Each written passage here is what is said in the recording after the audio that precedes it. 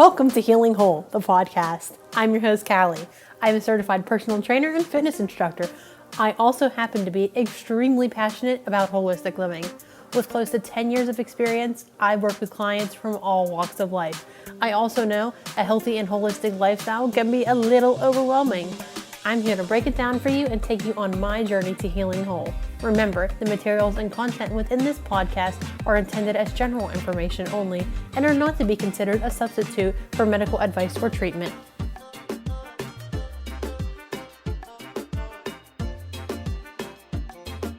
Hello, and welcome to episode 5 of Healing Whole, the podcast. Today, I am here with Mary Sampey. She is the Director of Evangelization for the Our Lady Queen of the Yough Catholic Community. So if you don't know, that is Connellsville's Catholic Community, and they consist of 4 different churches now, right? Yes, we have 4 parishes. St. John's, which is right next to Sheets in Connellsville. Yeah. We have St. Rita's, which is next to Mongel's Tire. And we have IC, the one up on the hill, as everyone likes to say. Immaculate Conception, as it's known. And we now have St. Aloysius, which is located in Dunbar. Very cool. So not too far away. You guys acquired that church like maybe 6 months ago? Yes, it was just this year. It was something we kind of thought might happen because we're already together with 3, and that parish isn't that far, and it's a smaller parish. And their pastor was retiring, and I think they were just happy that they weren't closing at that point. And we took them on, and so now they're part of us, and it's been a really amazing transition. It's a great community to be a part of. So real quick before we start, Yeah. and there are a lot of reasons, and I have thought about becoming Catholic for a while, but one of the main reasons was the community aspect of it, because I love the Connellsville Catholic community, and I wanted my daughter to be raised in that. Absolutely. And that is definitely something that I'm super passionate about. And obviously we know that Father Bob has kind of cultivated that sense of community and service. And so often churches are just turned in on themselves and about keeping their 4 walls open. And that is not our community. Of course, we do want to keep our churches open, but we are all about going out into the community and being a real presence and meeting people where they are out there, not just in our church. So being church out in the world is a huge thing that we really, really want people to feel. And I think a lot of people feel that and know that about us. I think so too. It has the Catholic community in Connellsville has a huge impact.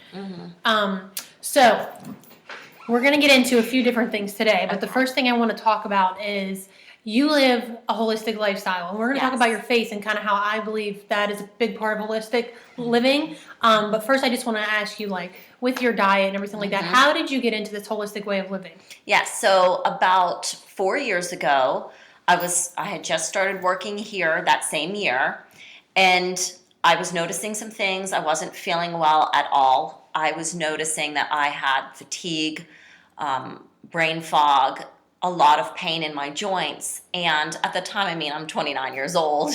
It didn't make any sense. And my mom actually has autoimmune issues. She has lupus. Okay. So she said to me, this is not normal.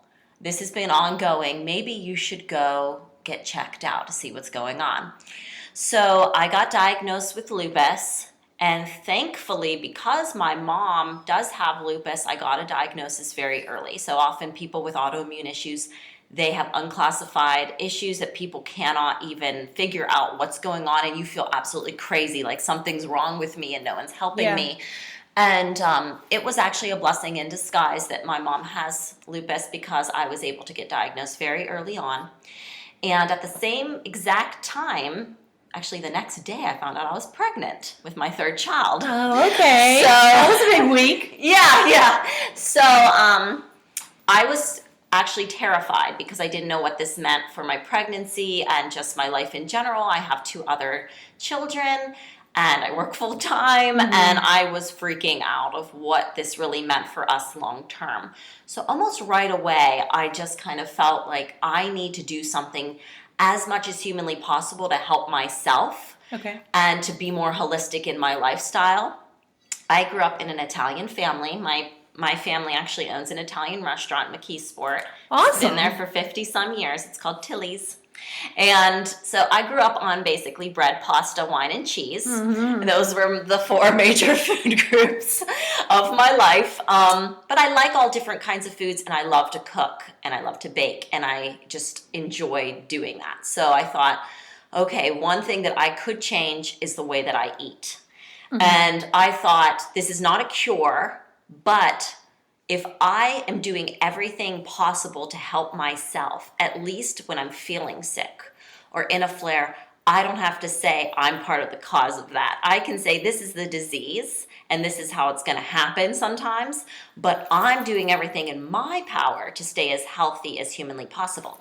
So I started reading a book. It's called the Immune System Recovery Plan. Okay. It's from Dr. Susan Bloom, and my mom gave it to me. And so I started reading all about how you can recover from a lot of these chronic illnesses through the way that you eat. Absolutely. And strengthen your immune system and your gut and all of these things. And I had never heard anything like that before. So I started reading it, and I just was like, I could do this. This is definitely doable for me because I like eating lots of different kinds of foods. I'm not afraid to try different things. So I started to kind of learn that way. And so through that, I adopted a much different style of eating in my home. Not just bread, pasta, cheese, and wine. No, unfortunately not. I do have wine every now and then, but no bread, cheese, or pasta. Yeah. I eat essentially a paleo diet, which is all whole foods. Yes, whole food based diet. It's more like a primal diet. So what they used to eat before there were factories and places that manufacture food, it's real food. Exactly, real food, and nothing prepackaged, nothing processed, just whole ingredients, how we're all supposed to just eat. And this was actually really difficult for me at first. I was just going to ask that. How was that? How was the transition? Horrible. I mean, because I love bread, and it's the love of my life, and cheeses too. So it was really hard at first, and I had a lot of... I was very upset about it, that I had to do this. I was very angry. And then I would psych myself out and say, oh, I'm not that bad. I can still eat this way. And I would go back and forth and then first. Would you eat that way and then feel bad? Yes. Yeah, absolutely. So with anxiety, I noticed I do paleo as well. But now I used to eat more carbs. I would eat rice on paleo though, and I'd eat potatoes. But I'm doing a more keto paleo now. Yeah. So I notice if I have too many carbs or immediately if I have sugar, that I'm having anxiety the next day. Yeah. 100%. And I don't want to live that way. I don't want to get so obsessed with it to the point that if I do want to have something that I think it's bad, because especially having children, I don't want my children to think that certain foods are bad. No, you don't want to have foods are good. a hating relationship with food. You want it to be like more of a love kind of thing. And I am an emotional eater. I eat when I'm stressed. I drink when I'm stressed. I actually get jealous of the people that say they don't eat when they just because I know that's what I do. Me too. So, I eat bad food because I feel bad. Yeah, I mean pizza and beer and all that kind of fun stuff. When you're not coping with whatever's going on in your life, and so it was really hard transition. But once I really got on, a routine, I find now that I don't even want to eat the foods that I ate before, because I know that when I do, I'm going to get super sick. Yeah, that's how I feel. I don't miss bread, which I thought I would miss bread. I don't miss bread. I don't really miss pasta. I just don't buy it. And if it's not in my house, if I'm around it, it's harder. Yes. But if absolutely. If I don't buy it, then I don't miss it. I do miss ice cream though, sometimes. I miss ice cream. I do miss that. Yeah, ice cream is good. Ice cream is good. Yeah, I mean, it's hard when my children are eating something that I enjoy before, and I know that it's something I shouldn't be eating. So do they do paleo as well, or just kind of whatever? They eat a normal child's diet, which is mostly consisted of carbohydrates. They eat a lot more vegetables than they would, since they've tried pretty much everything. But usually I make something to eat for that all of us can enjoy, like a main protein. Okay. And then I will do a carb for them, and then I'll do just extra vegetables. So I can still have my protein and my vegetables and my healthy fat, and then they can have the carb with it. Sure. So then I'm not making like 3 different things. Yeah. So I try Making to motherhood make it, even more overwhelming than yeah, what it is. especially as a mom, you know, a lot of times women think, I don't have time to do this. It's actually a lot easier because when you're eating whole foods, you don't really need to take a lot of time to prepare them. I feel like there's a lot less thinking too. Exactly. You don't have to think. Yeah. Like, and there are so many cookbooks out there that you can get, and simple, easy recipes. So easy, and you can, like, just roasting a big pan of vegetables for the week. It's so easy, and you're in there anyway. Might as well do it. And they do have a lot more things now that make it more convenient for people. So, you know, once I started doing it, I started recognizing immediately that I was feeling a lot better in general. Very good. And with different supplements and things that I had read about, turmeric and all these different amazing things that the earth is so amazing that it has created these to heal us, ways to heal us. Yes. And I thought, wow, I'm going to do this. And that is not taking away from anyone that needs to be on any kind of medication, because I believe that if you need medication on top of that for your chronic illness, by all means, absolutely, that's what it's there for. Modern medicine is our friend in a lot of ways. But for me personally, I really didn't want to be on all of these things that caused me a lot of side effects unless it was absolutely necessary. So until I need to make the next step, I'm going to try this first. So changing your diet has made you feel better, and you're not on any kind of medication? I'm not on anything. There are times where I do need to be on a steroid if I'm prednisone, if I'm in a flare and I just can't get out of it and I'm sick for weeks, and that usually does help me. But no, I'm not on any kind of medication. The only really pain reliever that I will ever take, although I don't like to take them at all, would be ibuprofen or something That's what like I'll take that. if I need to take something. Yeah. But other than that, no. And this is not just eating right. This is eating, sleeping when you're supposed to sleep. Yes.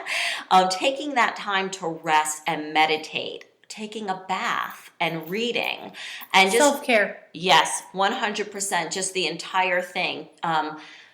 It's a complete holistic way of living, not just the eating and be stressed about everything. Saying no to things that you just know, my body, if I do that, is not going to be in a good way. Did you do that before your diagnosis? No, I said yes to everything. I'm a yes person. I'm a people pleaser. You had to have something shocking like that to adjust that. Same thing with me. I had to have my diagnosis to be like, I can't do everything anymore. No, you can't do everything. And it's a point of humility to have to say that, because I get angry that I can't do everything, because it's things worth doing that you want to do, but you know it's not the best thing for you or your family. And so you kind of just have to surrender that. And it is hard, you know. There's sometimes. a reason. Yep. Why it's not right. Absolutely. Absolutely. And you know there's a reason. And but it's hard because I want to do everything and I want to be everywhere, and I know I can't, and I get frustrated because, you know, we're both young, and I think we both want to make an impact, and being able to do more things, it makes it more possible. So yes, absolutely. You feel like you're missing out. Yes, absolutely. 100%. When you're not doing it. So we talked about it earlier, how you work for the Yough Catholic Community. I want to talk about your faith. So for me, I believe that it had, and you were at Wellness on the Yough last year with something you were doing for. Was it for addiction as well? Yes. And then just for the church. So we wanted to bring in that aspect because I believe that faith is definitely a part of that mind, body, spirit connection. Having faith is part of that, whatever it is you believe in. Yes. But tell me about your faith. Have you always believed? I grew up as a Catholic. Okay. I went to Catholic school. So I'm a cradle Catholic is what they call us. But I knew a lot about God, but I didn't really have God in my heart, if that makes any sense. Yes, so I went to school. Even in college, I was a theology major, meaning I was learning to do religious education. And I knew Hebrew and Greek, and I could tell you chapter and verse, but God wasn't really permeating my life or really had any personal impact in my life at the time.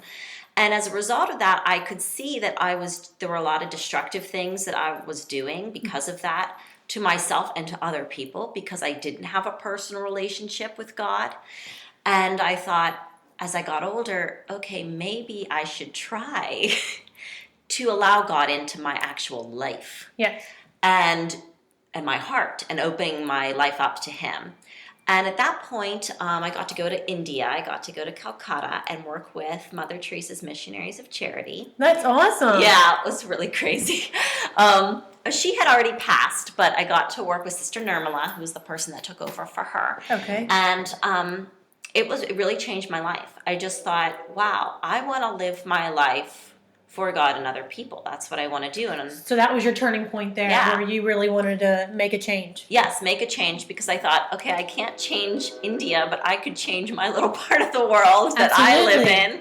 So I want to go back and change my little part of the world and be God for other people, because people need hope and restore their faith in humanity. That people are just inherently good just because they don't have an angle or some kind of like motivation behind what they're doing. So I came back and immediately went to grad school and kind of fell in love with service and being involved in my community. And thankfully, Father Bob hired me, and I came to Connellsville and fell in love with Connellsville. And without a doubt, this faith community, if I didn't have my faith, and I know people can do things, amazing things without God, because people are amazing, but I personally don't know how I would have gotten through the things that I have gone through without my faith. Because it gives you a sense of that purpose, that there's a purpose behind what you're going through any suffering. Sometimes that's the only thing you have is that to hold on to. Yeah, that's it. I mean, and people can disappoint you and upset you, and human relationships, even the best ones, often just still leave this hole in your heart that can't be filled with anything else. And I truly believe the only thing that can make us truly happy is having that peace of God. And whatever that means, doesn't have to mean the Catholic faith. Just whatever means you believe for in. you. Yeah. For me, it's the Catholic faith. And I truly believe in the Catholic faith. And we believe that we experience Jesus in a profound way through communion, through the Eucharist. And that has been, for me, the reason why I stay Catholic. Because I cannot receive communion in this way in any other church. And my husband is a Christian. He's not Catholic, but he is a Christian.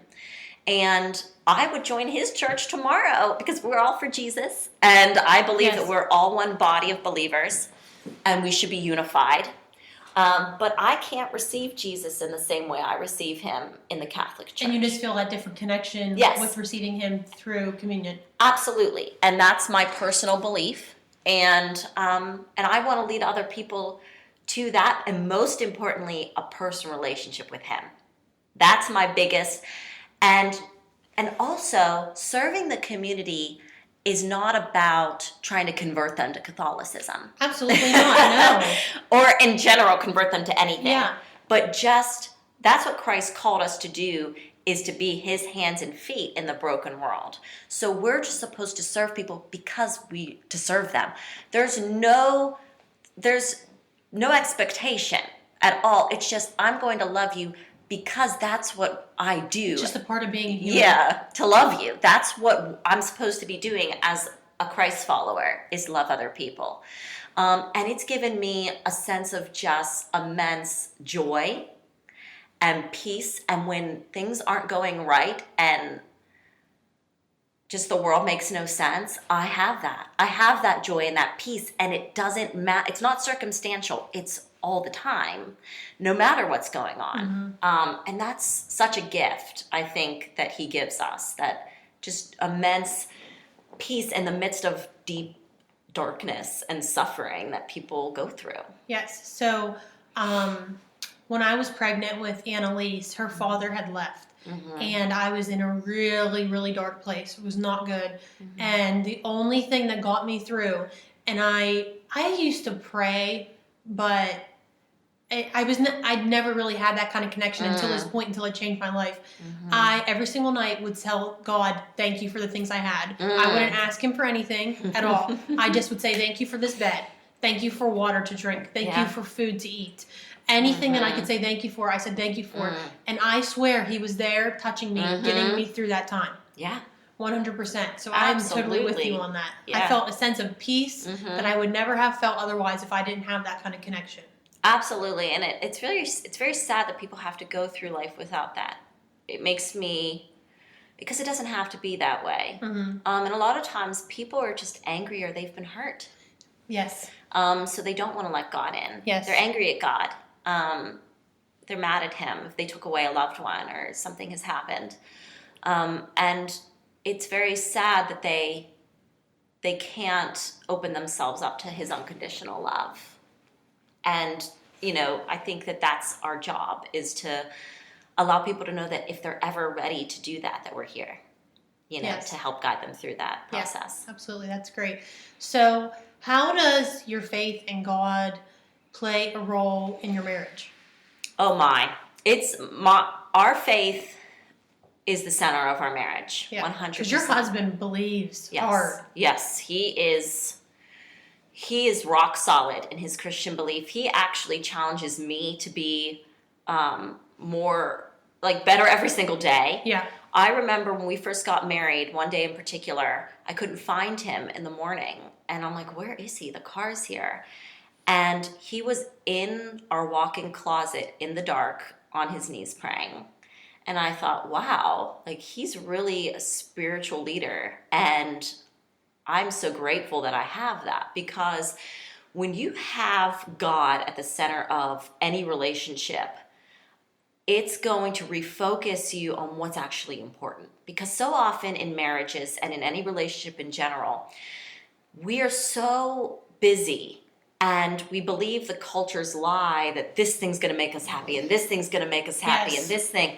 And parents, especially with young children, can get really overrun and stressed out, and it's so hard, and they're hot messes, and they don't reconnect with their spouse or their loved one, and they can just completely spiral out of control. And I'm so glad I married someone that has faith, because he knows what's actually important and what's not. And when things aren't important, and when I'm stressing out about things that really don't matter, he calls me out on it. Bring you back down to earth. Yep. Bring me back down to reality. And we both come from divorce. Okay. And I can honestly say that we would never be divorced. That's just our personal, because of our backgrounds. We've seen what it can do. We've seen what it has done. It continues to do to our extended families. And I know that whatever happens in our marriage, that there's no way out. So that's not even an option for us. He is my family.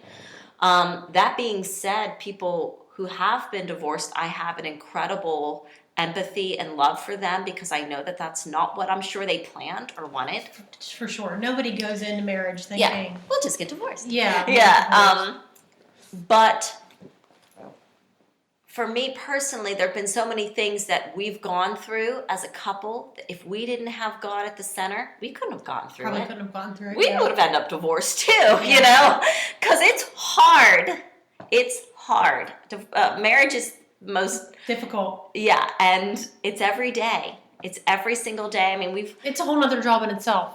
Yeah, it can be exhausting. And even if you look at that relationship as the source of your happiness, it's not enough. And when I took away those expectations of my spouse to be the source of my joy and my happiness, I think that's what causes a lot of divorce. Because we have expectations, and we look at people and say, oh, well, they have this type of marriage and they have this, and I want that. And if my spouse isn't giving me that, there must be something wrong, and I want to find that somewhere else. Well, because of my faith in God, I know the source of my joy. God's the only person that could fill that hole. No human relationship will ever exceed my expectations, my impossible expectations of what I deserve or who I am. And thankfully, because I married a believer, I know that even in his faults and when he messes up, that he has God, and that I have to forgive him to the same extent that God has forgiven me. So, and it's a challenge. It's a challenge, but because I know his heart, I know that he would never abandon those core beliefs. Okay. So that's a comfort to me, that I know without a shadow of doubt I could trust him with everything. That if he makes a decision, he's going to put God first, or our best interest at heart. So that's what I wanted to ask next. And I think a lot of times mothers think they have to put their children first. Do you put God first? Absolutely, 100%. I tell my children that all the time. God comes first. And that's not a selfish thing. Absolutely for God to come first. not, because when we put our children first, we're making idols out of our children. And we cannot serve God if we're serving our children first, because our children are lent to us. They are a gift from God, and we only have them for a little while. And so often I see so many parents putting their entire lives revolve around their children. And not to say that I don't love my children, and they are my world. Of course. I mean, of course. You know. But at the same time, my job is to prepare them to leave one day. And one day they not will be fully dependent on you. Completely. Exactly. And that I need to have a life outside of that. And that's okay. Yes. It's absolutely okay to have a life outside of that. Because they're not going to care that I've revolved my life around them for 20 years. Because when they leave, they're going like, to do their bye. own thing. Yeah. And they're going to go live their own life. And I really hope that they're prepared, and obviously always welcome to come back anytime, but also that that you have to serve God first, because if you don't serve God first, you can't serve other people well. You absolutely can't. You're of no good to anyone if you're not putting God and your relationship with your spouse first. So that was the next question I was going to ask. Would you say it's God, your husband, then your kids? Yes. Okay. And I've told them that so many times.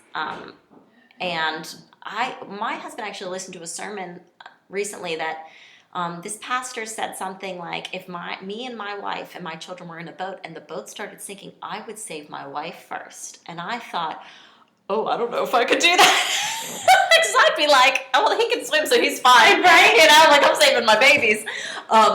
But at the same time, I mean, I think that's a little bit extreme of an example.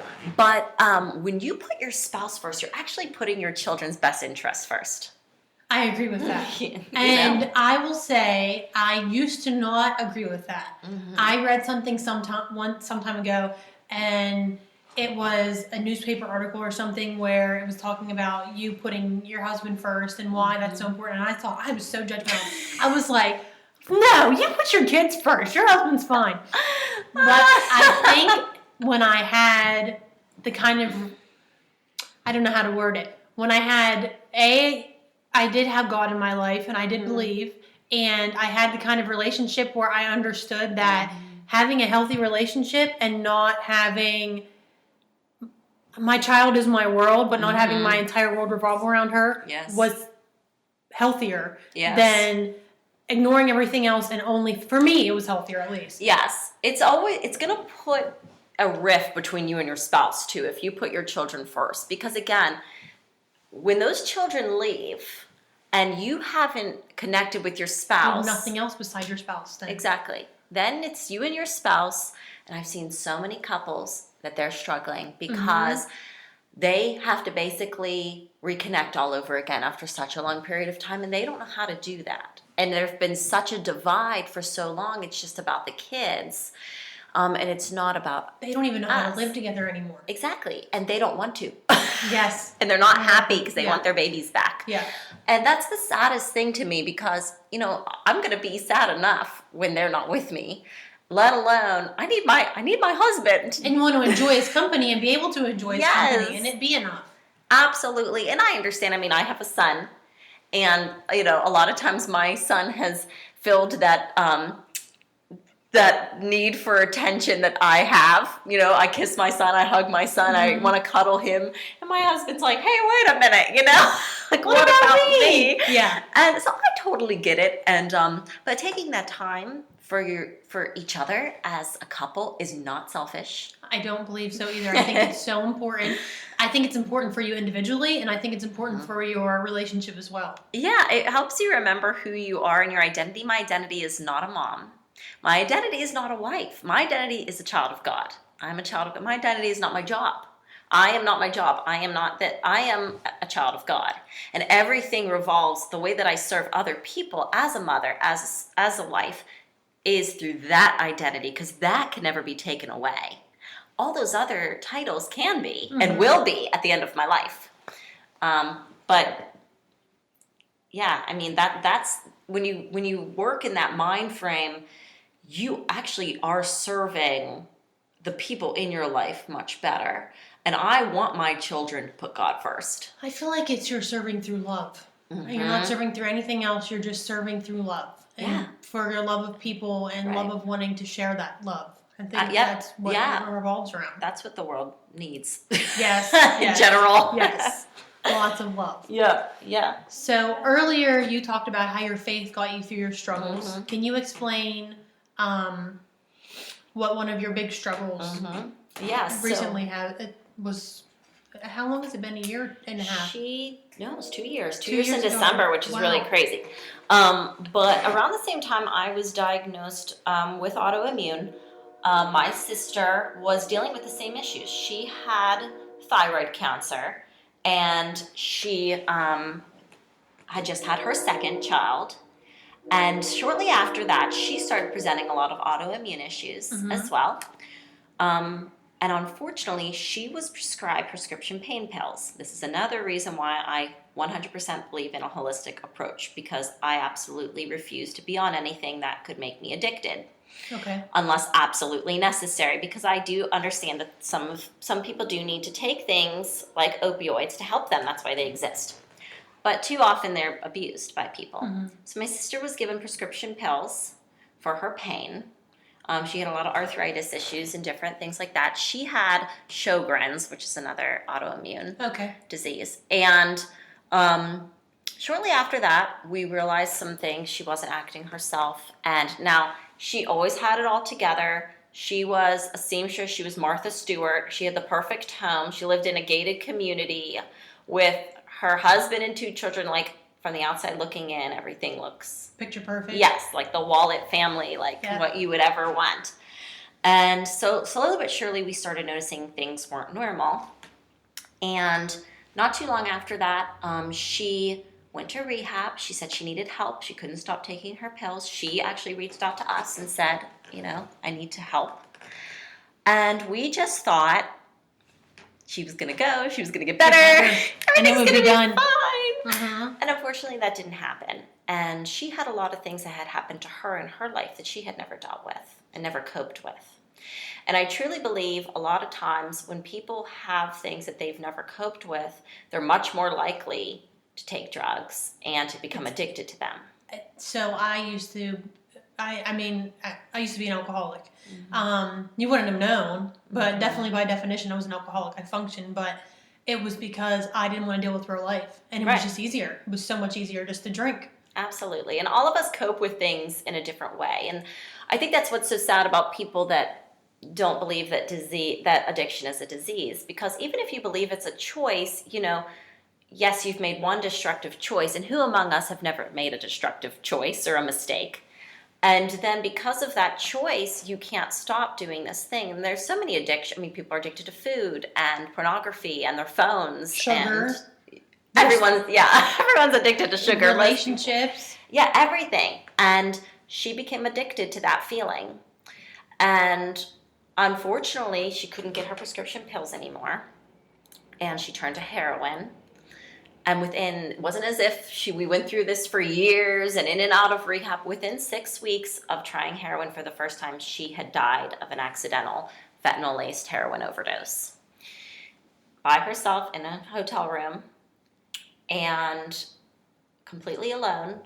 And obviously, this is not something that I ever thought By your family. and everyone always says that could never happen to someone I know and love until it does.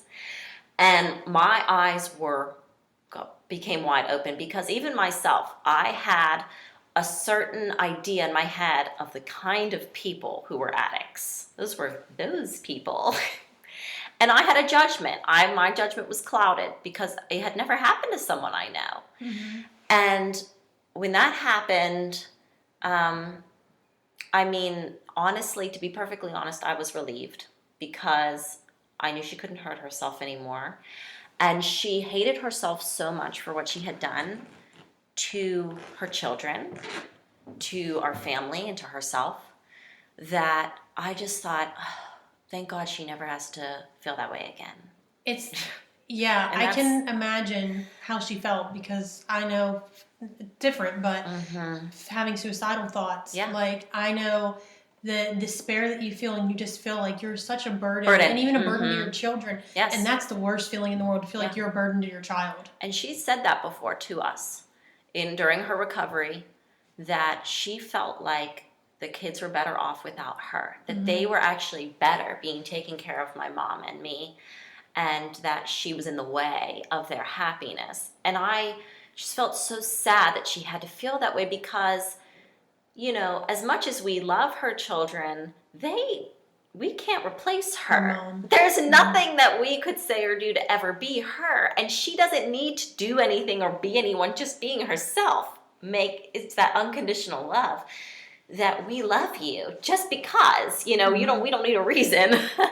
And she couldn't accept that. And it makes me so sad that she never could. But in another way, it's helped me to forgive her so much more because I empathize. You understand more now? I understand how she felt and where she was.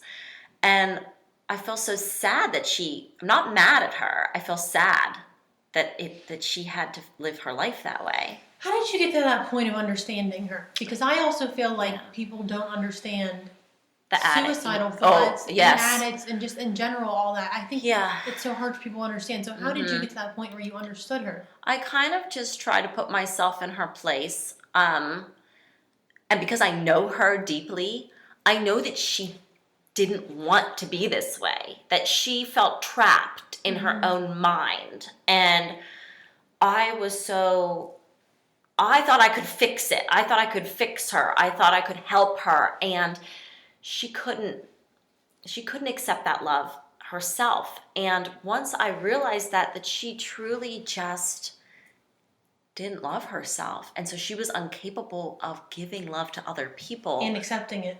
Yeah, she couldn't. And because I love her deeply, there were still times I was angry, especially as a mother. How could you do this to your children? How could you do this to us? And as a mother, I thought, I would never do this I could never. But as time went on, I just thought, I saw her lose everything. I watched her.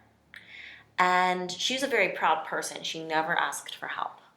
So to have to watch her lose everything and to watch her have to deal with that and not be on drugs at the time, it was excruciatingly painful just to watch. Yeah. I just felt so sad and sorry for her. And that was just watching. That wasn't even going through it. Yeah. I can't even imagine her going from a $300,000 home with a husband and 2 beautiful children to not having a home, essentially being homeless because of your decisions, because you're addicted and you can't stop yourself. And that's how I knew without a shadow of doubt that this is a disease. Nobody would want that. No one would want that. No one would want that. Who would choose that? And the fact that she knew all of that and still chose drugs over all of that, when I knew that she hated it. She hated her addiction. And something I know in one of the letters of St. Paul in the New Testament, he talks about, why do I do the things that I hate? But I continue to do them. And isn't that so true for all of us? We all have our vices and the things that we're like, we keep going back to, and we can't stop ourselves from doing it. And we hate it, and we don't want to live that life. Still do it. And we're in those chains. And But this is to like this extreme level that I can't believe.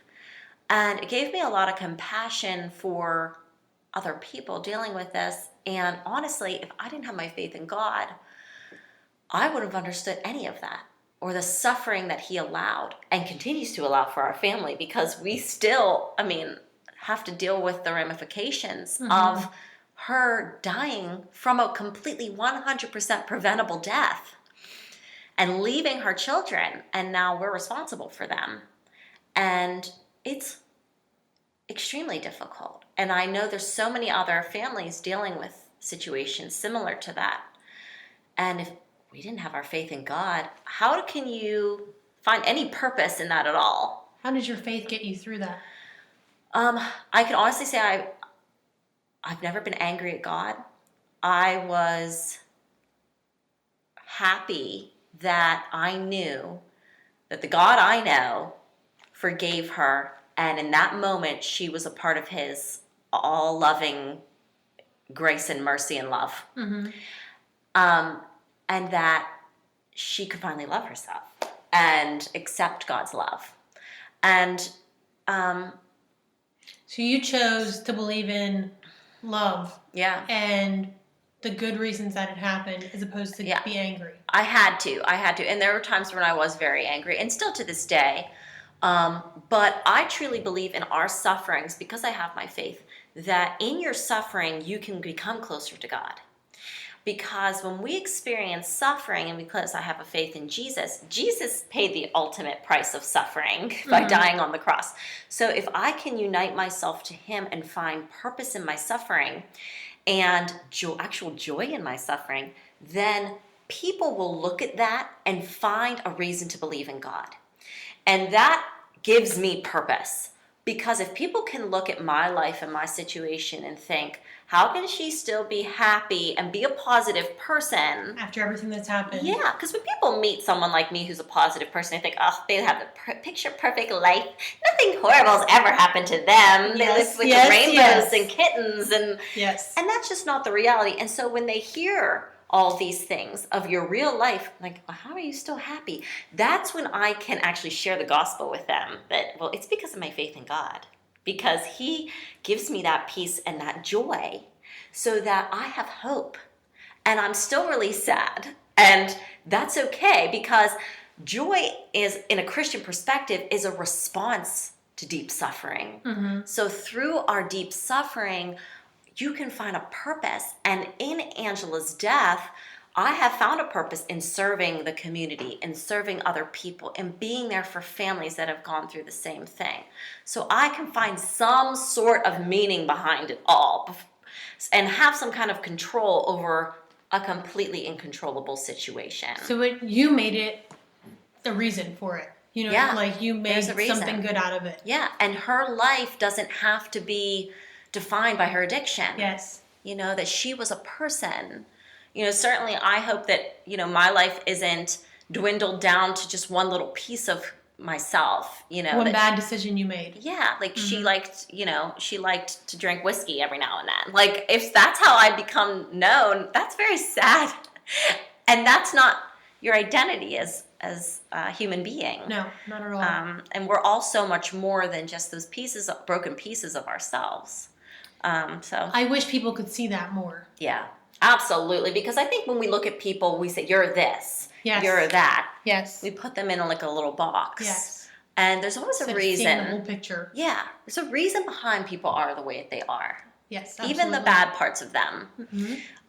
Anytime I meet someone that's not nice or, you know, unkind or selfish, and we can all be that way, myself included, instead of judging them, it's just thinking, well, how can I help them, or what happened to you? How you have empathy. Yes. You know, what happened to you to make you this way? Yes. And then you can actually, like you're saying, be empathetic. And you can't fix all their problems, but at least you can have love for that person then. And you might be the only good part of your day, part of their day. I know, like just smiling. You smiling at them and being kind might be the only good part of their day, and that might turn it around. So why not do it? Yeah. Instead of just judging them for their bad mood. Exactly. Exactly. They could have something going on. You have no idea. And everyone, that quote, everyone has a battle that they're fighting that you have know nothing about. That's so true. So true. And when you experience loss, I understood that even more because when I'm in a bad mood, I know it's because I'm having a bad day. I miss my sister and I'm mad and I'm angry and I'm feeling sad and I'm lashing out at other people. And at least I know that about myself and I'm aware of that, of how I'm acting. And I'll even say to my family, I'm having a bad day. So they know, like, I'm not just trying to be mean. But it helped me empathize even more with other people because then I couldn't just say to people, so sorry for your loss. I felt their pain. Yes. I can feel how you're feeling because I've been there. And people respond to that because they know that you know. You're not just talking the talk. Like, you've walked the walk of hell and back. Yes, absolutely. So when I was in the hospital, like I talked about earlier, and I've talked about on the podcast before about my diagnosis and suicidal thoughts. When I was in the hospital, a girl came in specifically so she did not relapse. You can do that. You can go into the hospital, sign yourself in for 3 days so you do not relapse. Wow. And I was judgmental before that, and I didn't believe that it was I wouldn't say I didn't believe it was a disease, but I didn't have empathy for it until that moment. Like, God put that girl there to show me, you don't want that. Like, you don't want that. And it's the same thing that with my story. Like, I used to drink a lot, but I never struggled with drugs, thank God, because easily with my diagnosis I could have. But just that struggle, nobody wants that. Like, no. I didn't want to uproot my life for 3 months to heal, but I had to. Absolutely. And lose some things that I had to lose, but it was, end up being for the greater good, but nobody really wants that. No one wants that pain. No, there's so much pain that comes into, ridding yourselves of those toxic things that we've allowed ourselves to build up, and we put so much pressure on ourselves to think about, I have to do this. And it's incredibly painful. And even if you don't empathize with the addict or with people that are hurting, at least empathize with the families that have had to go through it. We didn't ask for this. I've never picked up any drug in my entire life. I didn't ask for this life. So, when people say hurtful things online, like, those addicts, they're all junkies, this, and they just all need to die, and life would be wonderful and perfect. The families have to read that. And the psychological implications of losing someone to addiction are hard enough. And then to have to read that, it makes you feel so isolated and ashamed, as if you're the addict yourself. And which is so wrong. Yeah, and you feel like you can't even grieve your loved one because people are going to think, oh, well, they were an addict, so it's their fault they died. Yeah. As if that's going to make me miss them any less. Yeah. It's not fair to the family who's suffering so much. And that's who I'm empathize for mostly, is the families. And of course the addict themselves, but mostly the families that just don't know where to turn. They don't know where to go, and they don't have anyone. So you, through your sister's loss, you're kind of giving people a place to turn to. You're being a voice that people can turn to. So Absolutely. What else are you doing? We have a family program, and it's for anyone that has an addict in their life. And this is through the Catholic churches? Yes. Which I love that the Catholic Church in Connellsville and Dunbar has embraced this so much. I know. It's so awesome, because a lot of time I think churches are afraid.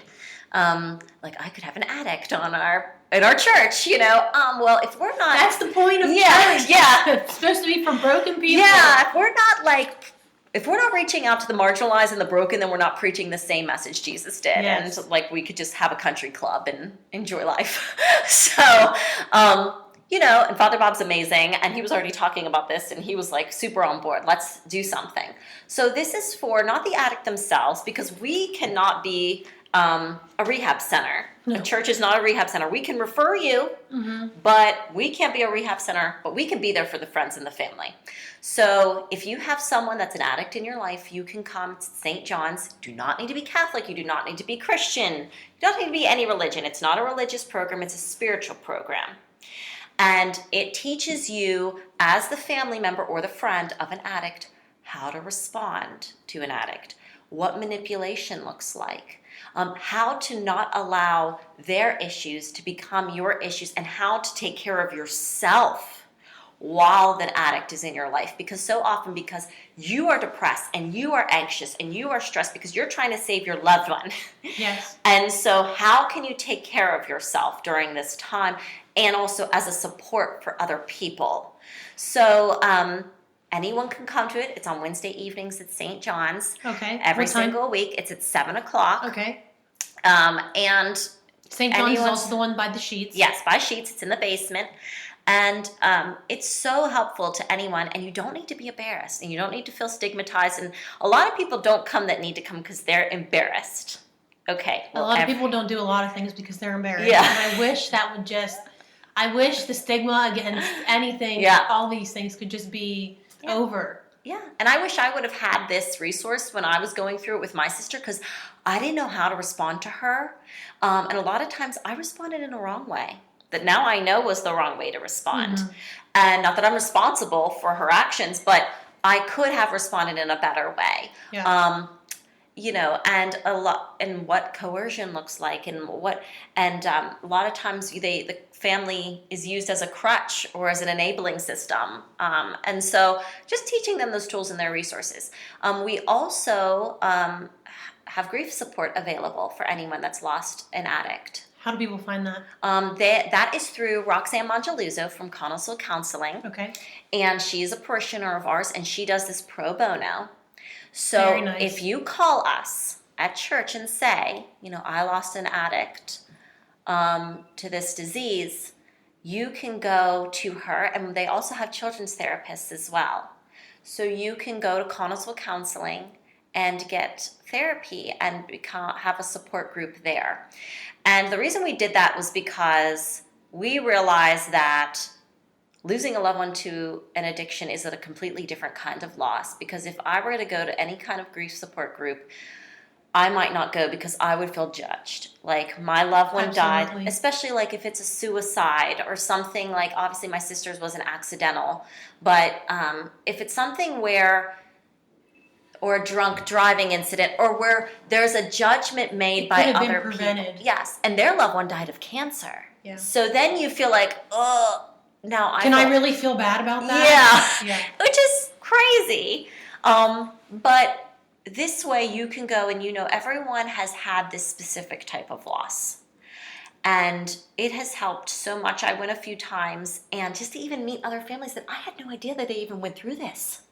I'm like, wow, I didn't even know. Yeah. How sad is that? Like, So you really, that whole picture perfect life that you think see with people, this is really like knocking that wall down. yeah, and it helps us stay so much more connected, to the point now where people on Facebook and social media and have reached out to myself or reached out to Father Bob or other people in the Connellsville community to say, I have an addict in my life. And they probably wouldn't have said that before we started these outreach programs. So now they have a safe place to go to be able to share that they know that we get it and that we're going to help you find the resources that you need. Very good. So that was really exciting. And so now the new thing that we try to do service projects as well. We did one on the anniversary of her death. I actually saw a negative thing on Facebook the month before the anniversary of her death about addicts and how they should all die. And I thought, I'm going to use that energy and create a positive thing.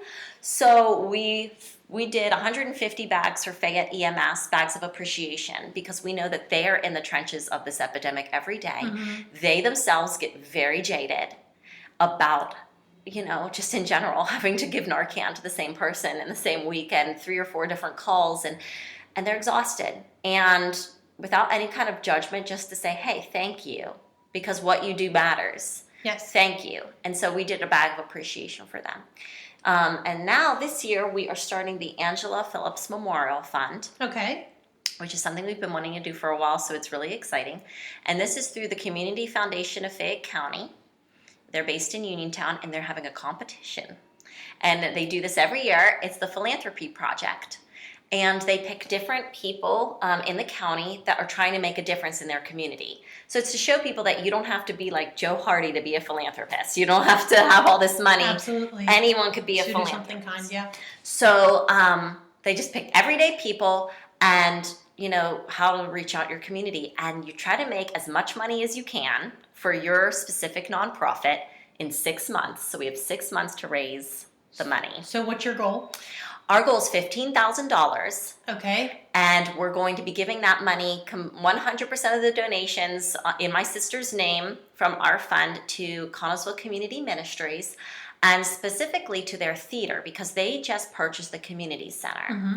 And so they have the theater there, and the theater, they still use the theater. My sister was really into theater, so I thought, we could do something with that and keep it local. So every single penny of your money will go toward a specific project in the theater. Now, we haven't chosen the project yet, but there's some ideas. Everything's going to go to the theater. And every year we'll pick a different thing that it's going to go to. And so in this way, we're creating making something tragic that happened and creating some kind of good out of it because of it, and outreach to the community, because this is something that's going to be long lasting, that the community is going to use. It's really our only local theater place other than Penn State. Mm-hmm.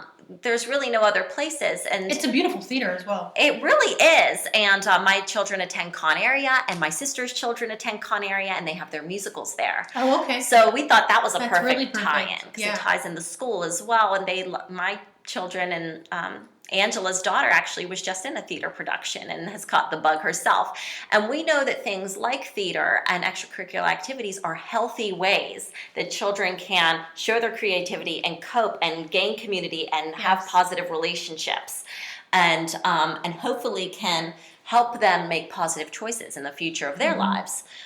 So it's a really positive thing that we have, is that theater program there. Good. So how much have you raised so far? As of today, we have about $3,200, but we've only been raising for 3 weeks. That's what I was going to ask. Yeah. So you only you've less than a month. Yeah. You have been doing it for less than a month, and you have 6 months to do this. Yes. So you have 5 more months. 5 more months and a week, and so we're really on track, which is phenomenal. What's really cool is if we get $7,500, the foundation will add in another $2,500 to make it an even $10,000. So if I can get to that first goal of $7,500, I've automatically made $10,000. And what's really amazing about this community is I haven't done any fundraising yet at all. Like, I've done no work. People have just donated. People, just in general, this community is amazing. Like, if there's a need, they come together for sure. Yeah, always. I put it on GoFundMe, and a couple of other people just reached out to, and within 3 weeks we have $3,200. So we have some really fun things planned. Yeah. We're going to do T-shirt sales, obviously, for her. We're going to be doing, I actually have a meeting this afternoon to do a karaoke fundraiser at Pleasant Valley Country Club. Awesome. So fun. Of course, Father Bob's going to be doing that. Don't say. I know. I think maybe Greg Lincoln might be involved in that one too. Oh yes, 100% Greg Lincoln will be there, and it'll be awesome. But they better watch out, because I sing. Are you competing too? Oh yes. Oh no. And I'm a competitor, and I don't lose, so they better watch themselves. So we're going to do that for a fundraiser. We're going to probably do a craft show, since she was a seamstress in the community. We know lots of different really good vendors that we might be able to pull.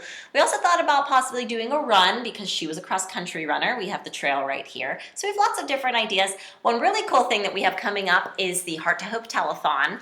Yeah. And I am involved in that.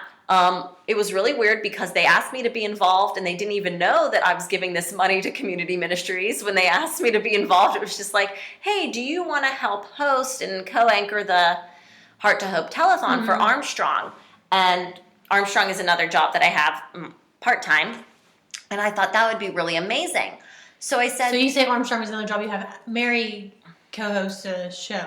Yes. Host a show. Yes. You do different things on there. Yeah, so, but it hasn't been that long. It hasn't even been a year. Nope, it was the fair last year. Yeah. Oh my gosh, yeah. So funny. So anyway, so I was like, yeah, that would be really awesome. Then my wheels started turning. Well, we could use this as a way to maybe make some money for the fund. So I asked them, could we put part of this money toward the theater project in my sister's name?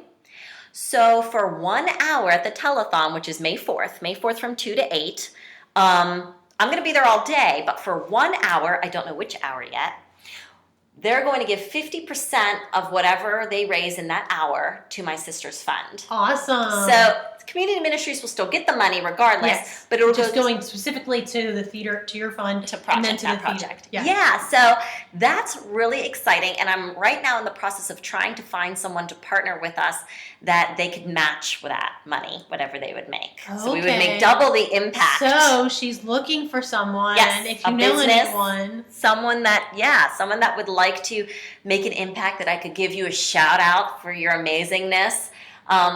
That way we could really raise some money for her fund that day. That's awesome. So that's exciting. So if people are interested in any of these things or reaching out, where can they find you, find information? Yeah, they can go online. A lot of people just Facebook me. Just look me up on Facebook. You can email me. You can call the office here. 724-628-6840. Just ask for Mary. Okay. Or just reach out to Father Bob. A lot of people know how to reach out to him first. So just Facebook message him, something like that. He'll get, in contact with me directly. Our GoFundMe page is on there. Under the Facebook. It's under the Angela Phillips Memorial Fund, excuse me. So anything, if you'd like to be involved in any of the fundraising, certainly or have any ideas for any other fundraisers that have been successful, I'm certainly open to that. And in the future, also open to what else we could do to give back in a positive way to the community. Okay. And then also there's a website. Did you mention the website? We have a website for our churches. For the church, just in general. Yes, it is yougcatholic.org. Okay. Mm-hmm. All right, sounds good. Is there anything else that I should have asked you that I didn't? No, you didn't. You did a really good job. Thanks. I try real hard. So professional. I try sometimes. It doesn't always work out. No. So thank you so much for joining me today. Thank you for having me. I love all the information that you gave.